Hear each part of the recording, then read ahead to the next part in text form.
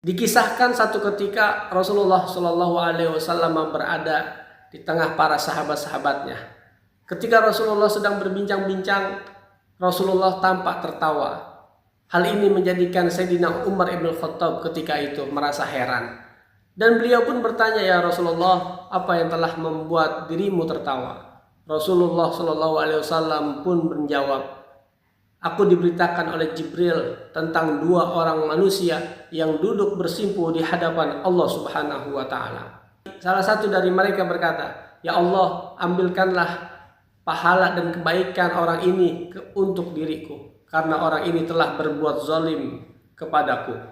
Allah Subhanahu wa Ta'ala menjawab, 'Bagaimana aku akan mengambil pahala dan kebaikannya, sedangkan di dirinya tidak ada kebaikan sedikit pun.' Lalu orang tadi berkata, 'Kalau begitu ambilkan dari dosa-dosaku dan timpahkan kepada orang ini.' Sampai detik itu Rasulullah SAW tampak berkaca-kaca di matanya, dan tanpa terasa Rasul pun meneteskan air mata. Ketika itu merupakan hari yang amat sangat mencekam dan menakutkan. Hampir setiap manusia berharap agar kesalahan dan dosanya itu dapat ditimpahkan oleh orang-orang lain karena mereka takut akan azab Allah Subhanahu wa Ta'ala. Kembali ke cerita tadi, dan Allah Subhanahu wa Ta'ala perintahkan kepada orang tadi, 'Wahai fulan, angkatlah kepalamu.' Ketika orang tersebut mengangkat kepalanya, ia dapati di hadapannya ada istana besar dan megah. Istana yang terbuat dari emas, intan, dan permata.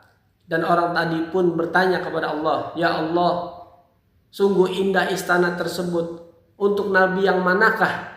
Untuk para siddiq yang manakah? Dan untuk para syuhada yang manakah yang akan memiliki istana tersebut?'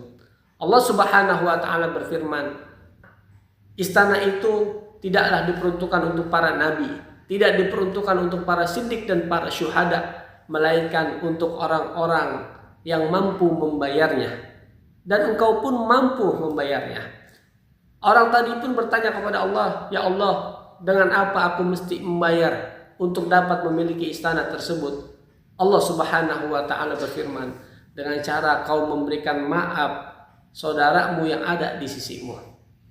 Dari cerita ini kita dapat mengambil pelajaran betapa mulianya orang yang mampu memberikan maaf kepada saudaranya. Karena ketika seseorang memberikan maaf kepada orang lain, berarti orang tersebut telah mengenyampingkan egonya.